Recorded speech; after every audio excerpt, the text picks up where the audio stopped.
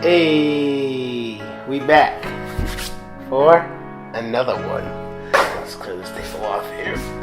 See what it is. Hey yo, Jordan, what it is? Get out your car. God, if there's any more distractions, it would just be greatly appreciated. No, not today. Question of the day. If you ever asked the question, what is my purpose? Why do I exist? You're not the only one.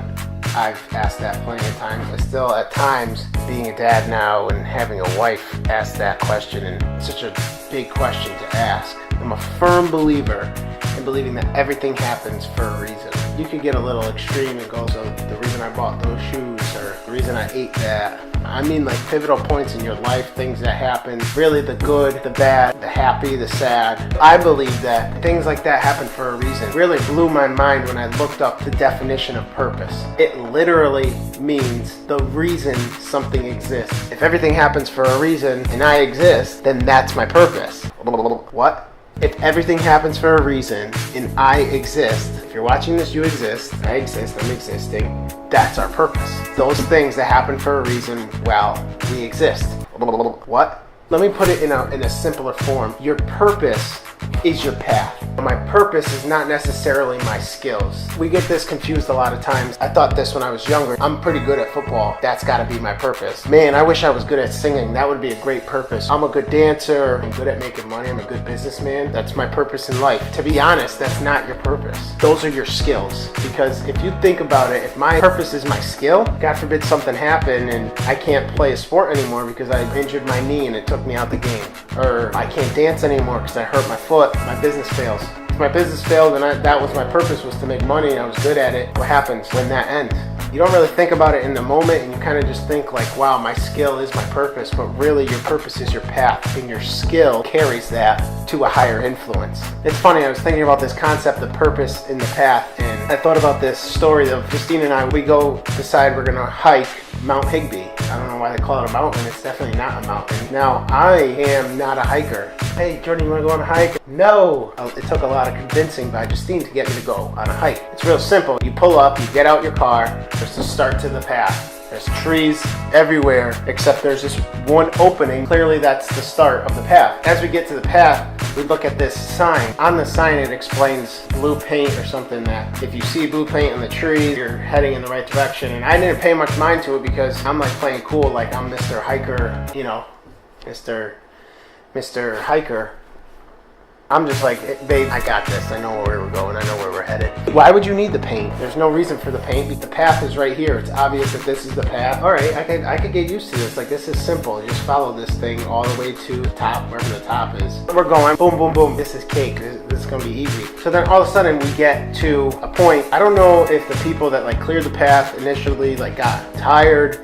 It's really just natural things like leaves and stuff like that are just covering it up. Stuff's like started covering the path a little more, so it started getting more confusing because it's not as clear. Before we knew it, I looked up and I saw on a tree, no trespassing. I played it cool. Justine starts kind of freaking out a little bit. Internally, I was freaking out because I'm like, I'm not a hiker. I don't know what the heck I'm doing.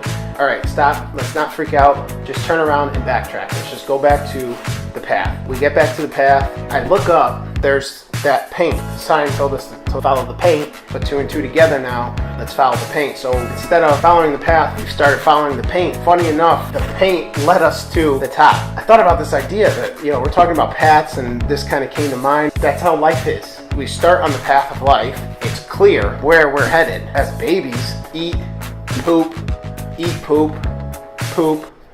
They don't poop that much. Crawl, then walk. The path is clear as a kid, and as we're growing up, get good grades, do your sport, do your instrument, be part of this team, that club. The path is pretty clear. Now, this can pertain to someone in high school. This could pertain to someone retired from their job and is now wondering, where the heck am I? It's really the understanding that if I'm standing here and figuring out where am I, what am I doing with my life, then I need to turn around and backtrack. I need to backtrack to where the path was a little bit more clear. When we turned around and backtracked, it wasn't that far. You may be thinking this path of life, Jordan, I get it, but you don't understand, like, I'm way off the path. Like, there is no chance I'm going to find something clear. The bottom line is you may not know how many steps. It could be a lot shorter than you think to backtrack to where the path was a little bit clearer. We just kind of have to recalibrate and get ourselves back on track. Remember that it's never too late to backtrack. Your purpose is your path. Your purpose is being able to look back and say, man, I came a long way from that, to make sure that you know your surroundings and say, I'm back on track. Not only that, but this idea of the paint, I thought it was so insignificant to read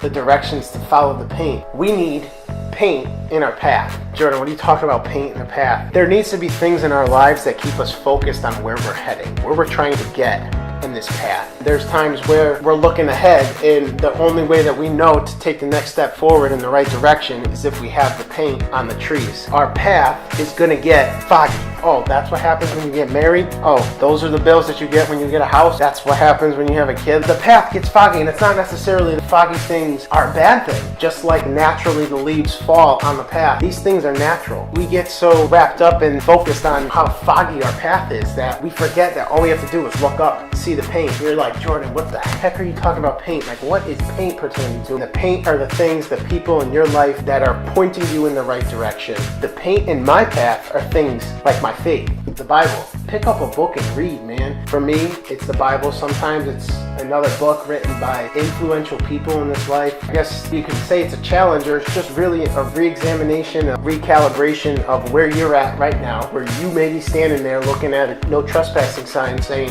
where the heck am I in my life? What's my purpose? Why do I exist? If you take one thing away, just remember that you have a purpose, that your purpose is your path, not your skill. Share your purpose, share your story, the good, the bad, the ugly, the sad. You can't question your purpose when you realize that your purpose is your path. Maybe that had to happen for you to get to where you are. I'm headed here, but this has to happen first in order for me to get there. I just want you to know that you have a purpose. It's more than you think, it's greater than you think, and it's just a matter of how much you're willing to put forth the effort to find the paint, to recognize that you may be in a no trespassing zone and you just need to recalibrate and backtrack. Just know that you matter, you have a purpose in life. Can't wait for the next video, and just remember your breakthrough is right around the corner. Thanks, guys.